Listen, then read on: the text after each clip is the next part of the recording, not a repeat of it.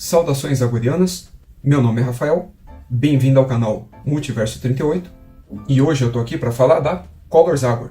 Será que ela deixou de existir?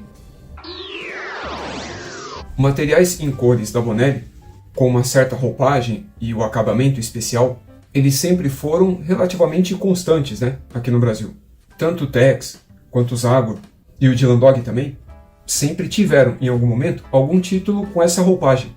Papel couché, capa dura, tamanho diferenciado e em cores. Até a Júlia e o Mágico Vento também entraram nessa. Mas o Zagor, ele sempre foi um caso à parte. Porque, diferente desses que eu citei, o Zagor é um dos poucos, se não o único, que teve publicações nesses moldes, mas com histórias inéditas. Diferente dos outros que eu citei, em que apenas as republicações vinham nesse formato. Mesmo as graphic novel do Dylan Dog, por exemplo, e a da Júlia também, por consequência, a maior parte delas não são republicações, mas são materiais que podem ou não ter sido publicados nesse formato, lá na Itália mesmo, ou ter mudado de formato quando veio aqui para o Brasil. No caso do Zagor, além dele possuir várias séries regulares, como o próprio Tex, em formatinho, papel jornal e preto e branco, ele também já teve no passado algumas iniciativas a cores. No caso da Mythos, ele já teve até uma série de republicação em cores, que foi só até a número 3, e também uma outra que parou na número 1, que possuía também um outro formato de republicação em cores, que é inclusive de onde o material da Saikan estará partindo. No caso do formatinho, eu me refiro a essa série aqui, que é a Zagor Especial em Cores, em que apesar do papel jornal, ela era realmente colorizada, e a outra é a Odisseia Americana, como eu havia dito, já com um formato muito próximo aí do italiano, mas em papel offset, também colorizado, claro. Até a Panini já chegou a entrar nessa, quando ela republicou o Zagor em um de seus encontros com o vampiro. Sem contar também outras séries de Zagor que também já foram publicadas aqui e que também eram materiais inéditos, como a Zagor Origins e a Contos de Darkwood, por exemplo. Sendo que uma era em cores no papel couché, como no caso da Origins, e a outra em preto e branco no papel offset. Ambas as séries possuem vídeo aqui no canal. Mas esses materiais, eles possuem a peculiaridade de não precisarem de uma certa continuação. E mesmo que haja, seria algo assim muito espaçado e esporádico. Já a Color Zagor não.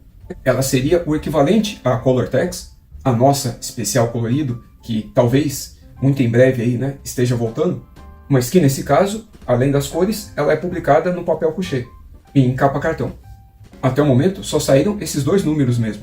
E a periodicidade, a princípio, era de que seria semestral. Depois passou para anual. E por fim, segundo a editora, assim como todos os cancelamentos dela, esse é um material que está atualmente em hiato. E aquele material que a Saikan promete publicar não tem nada a ver com essa série. A Color Zagor também é uma série italiana de material inédito, de periodicidade também espaçada, mesmo lá na Itália, e que, assim como a Color Tex, só trabalha com histórias fechadas. Ela tem em média 130 páginas, que narra as aventuras da dupla mais famosa de Darkwood. Ela seria mais famosa se houvesse outra dupla em Darkwood. Bom, mas vamos falar do conteúdo do material. O que ele traz aqui? A número 1, ela traz um revival, para variar, que conversa com a nova série número 3. Ela narra aqui a origem do Capitão Fishleg e da tripulação do navio dele. E como eu falei, é uma história com começo e meio e fim. Já a segunda, também é um revival, que conta a história de um personagem Viking dentro da mitologia zagoriana. Porque, como eu já havia dito em outros vídeos, nas histórias do Zagor, tudo é possível. E aqui a gente tem uma verdadeira batalha contra mortos-vivos de antepassados vikings. As duas histórias são igualmente boas. A diferença é que essa segunda é um pouco mais violenta e focada no terror, enquanto a primeira trata-se ali mais de uma história de origem que envolve um mistério a ser desvendado. E que por isso, a número 1 ainda é a minha favorita. A Color Zagor é uma iniciativa que começou em 2013 lá na Itália e que vem sendo publicada até hoje, com histórias canônicas. Elas fazem parte do cânon do personagem. Tanto que várias histórias que começam ali na linha principal, elas acabam sendo ou desenvolvidas nessa série aqui colorida, ou ela apresenta, de alguma forma, a origem desses personagens ou de um acontecimento que aconteceu na série regular. Assim como o Tex, ele tinha ali uma linha colorida e depois ganhou outra, que a gente conhece aqui como graphic novel, o Zagor também conseguiu a dele e segue firme até hoje. Sendo que essa que você está vendo aí na tela é o número da última edição que saiu lá na Itália, da data da gravação desse vídeo. E como eu havia dito, aqui por enquanto a gente parou nessas duas, e elas foram publicadas na mesma ordem em que saiu lá na Itália. A Mythos não deu saltos aqui temporais, ou jogou histórias aleatórias, né, aqui na série, pelo menos não por enquanto. A ideia era seguir a mesma sequência que foi praticada ali na Itália mesmo. E o motivo de eu estar gravando esse vídeo, além de comentar a respeito das publicações, porque eu não havia falado da número 2 ainda, mas já havia mostrado a número 1, tem vídeo aqui no canal a respeito dela, é a de especular se alguma editora, qual editora, teria vontade ou condições de continuar trazendo essa série do Zagor aqui para o Brasil. Poucos chegaram a conhecê-la, porque muitos leitores, se tivessem começado por essa daqui, e não pela clássica, eles teriam sido conquistados mais facilmente, porque a qualidade aqui do material é outra história. As páginas dela têm o nível da Tex Gold e da Biblioteca Tex, por exemplo, mas tanto o formato italiano quanto a capa cartão dão um certo charme e leveza até para a edição. Leveza do ponto de vista físico mesmo, material.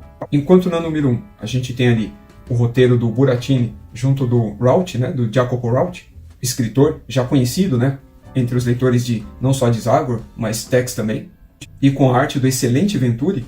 Na número 2 continua o Rauch no roteiro, mas a gente tem o Sedioli na arte, que apesar de competente, eu ainda prefiro o Venturi. E você, já conhecia essa série? Já tinha ouvido falar da Color Zagor? Até o momento, ela ainda é fácil de adquirir.